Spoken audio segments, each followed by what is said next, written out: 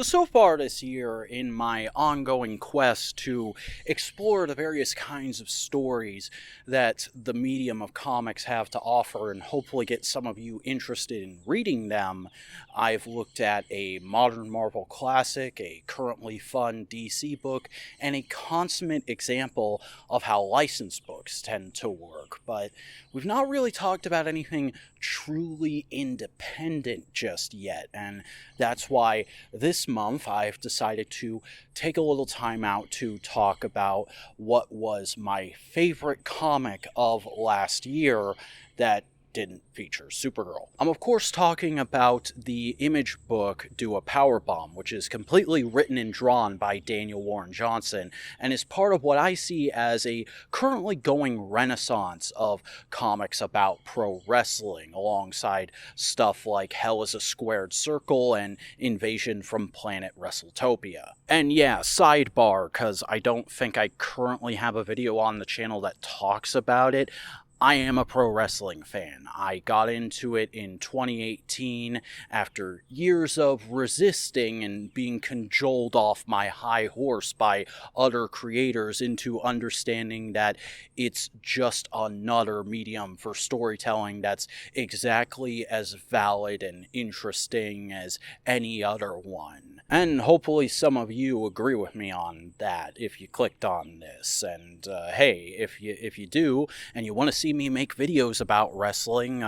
like, comment, subscribe, engage with the algorithm, pledge to the Patreon, all that good stuff that you need to say at some point in your video. Interestingly enough, though, Johnson is actually in a similar boat to me, as I understand it from reading the letters pages for this book and some interviews that came out around the time. He only recently got into wrestling too, when he was just looking for something to watch one night while taking care of his kid, but since has become very into it and has a lot of respect and passion for the medium, and so he wanted to use his storytelling medium to show that with this book, and I think he does a great job of it, because while it's a very out there and insane high concept story that you probably couldn't do in actual wrestling, it's still very much true to a lot of regular themes in wrestling at its core, because it's about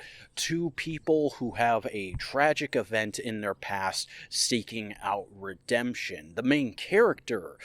even reminded me a lot of some of my favorite wrestlers, being a second generation star who's kind of looked down upon because of her past, or pitied because of her past, and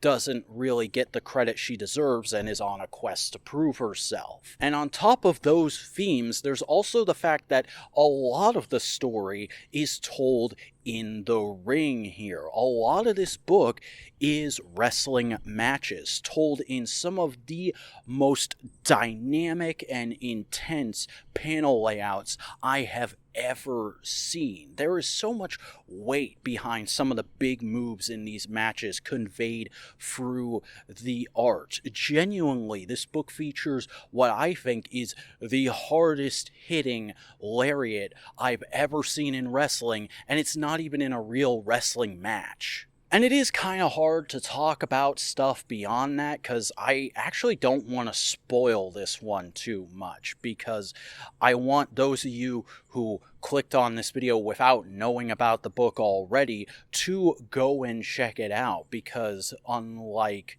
a lot of independent comics I could be talking about right now, it's a short 7-issue complete story that you can very easily get in a full trade collection on Amazon right now. But, you know, if you still need the basic premise, hey, here it is. This is a comic about a young woman seeking redemption by bringing her dead mom back to life by competing in a tag team wrestling tournament where the wrestling is actually 100% real, that is being run by a necromancer and features all kinds of crazy interdimensional tag teams like a couple of sentient monkey brothers. It's insane and over the top, but at the same time still really raw and real and down to earth. I have no problem admitting I got emotional and teared up multiple times during my first read through of this book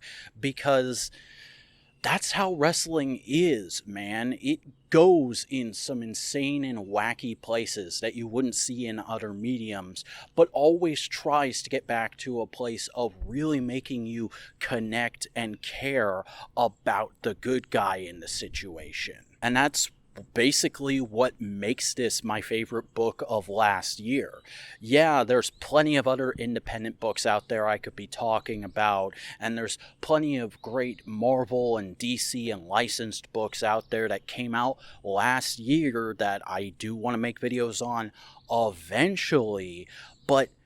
this is the only one that I feel did an amazing job of capturing the spirit of something that doesn't normally happen in comics, while still very much being a story that you could only tell in a comic book. It's a perfect example of what an independent comic can and should be when you get outside of the overwhelming genre of superheroes. It's just such a unique and engaging piece that feels very much from the heart while still staying true to the genre of comics about pro wrestling and the mediums of comics and pro wrestling, and never go so far as to directly attach it to any one promotion. It's just, this is a story about wrestling, not about WWE or AEW or Impact or what the hell is that GCW shirt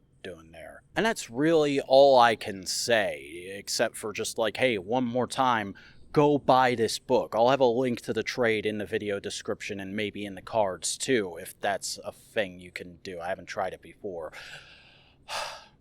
I'm the Vacuuminator, reminding you that you never fail until you stop trying, and that's why, even though these aren't the most popular videos on my channel, I don't think I'm ever going to stop trying to get you people to check out good comics. Until next time.